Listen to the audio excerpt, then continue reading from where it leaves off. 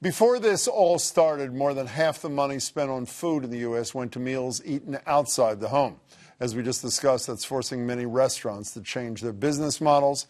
And as Stephanie Leydon tells us, it's also changing the way many local farmers operate.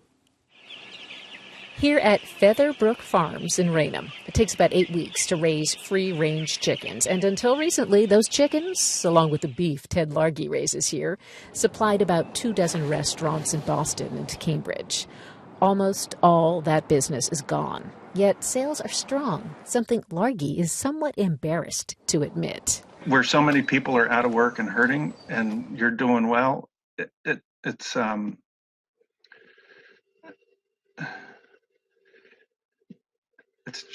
a different feeling. He's selling to specialty stores and a service that delivers locally produced food direct to customers' doorsteps. At the beginning of March, that delivery service, Family Dinner, had about 200 customers. In the last couple of weeks, owners Tim Fu and Erin Baumgartner say that number has more than doubled. It's clear that people don't want to go to the grocery store. It's clear that people feel much more safe with home delivery. And we're lucky that that's always been our model. The desire to stay out of the grocery store has driven up demand for all kinds of food delivery services, but it may be a lifesaver for local farmers.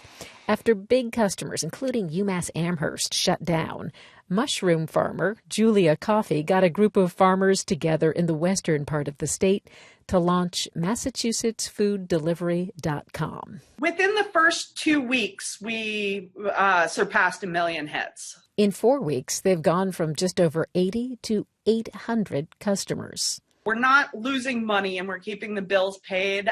I'm very much a numbers person, so I'd love to give a sense of the margin. But at this point, we've been so busy, I haven't had a chance to crunch the numbers. Uncertainty is a big part of the calculation for farmers planting now for a fall harvest.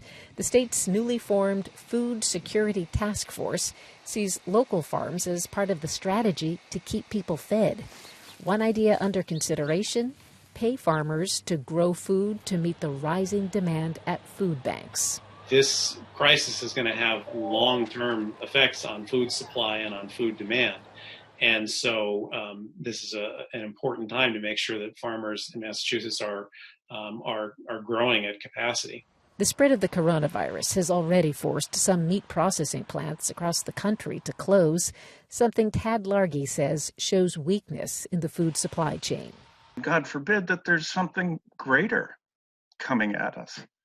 That if you don't have any local way, or if you have no way of feeding yourself other than large ag, I don't see how you survive as a community.